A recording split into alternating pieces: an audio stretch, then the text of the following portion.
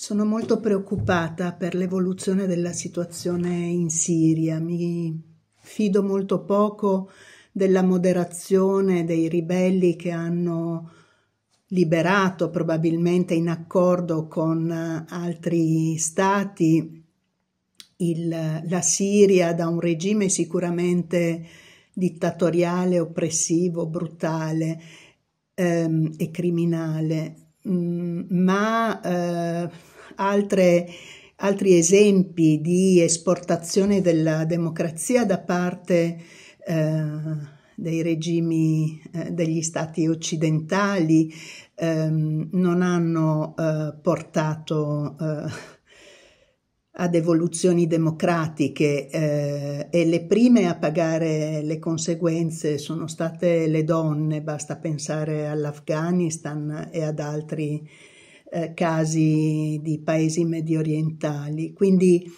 il confederalismo democratico del Rojava è un esempio fondamentale di un modello alternativo in cui le donne hanno pari dignità e partecipano completamente alla vita politica e sociale della loro regione. Sarebbe fondamentale che nel futuro assetto della Siria quel modello potesse essere esportato, prima di tutto per dare la possibilità alle donne mediorientali di identificarsi in un modello positivo. Allora sono completamente solidale con la forza e il coraggio delle donne del Rojava e vi dedico un breve brano tratto da La ribelle di Gaza, perché sono convinta che anche in Palestina ci siano molte donne che vorrebbero, come voi, poter essere protagoniste del futuro di uno Stato per il loro popolo.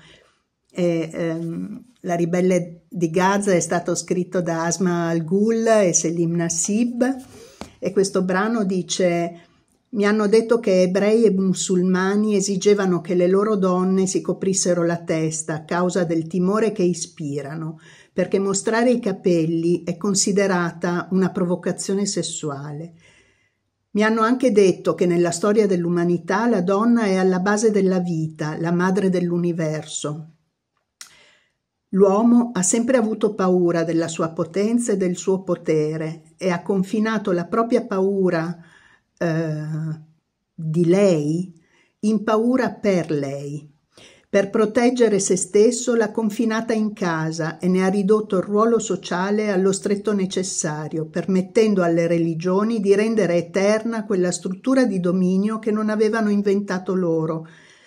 Ecco perché la donna occupa un posto inferiore e i figli prendono il cognome del padre anziché il suo. La teoria mi sembrava abbastanza convincente. A Gaza ci sono più laureate che laureati, ma nessuno spinge le donne a trovare un impiego e il mercato del lavoro resta in grande maggioranza maschile.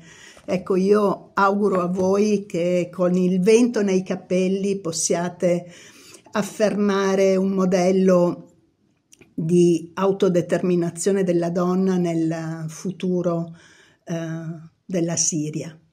Grazie.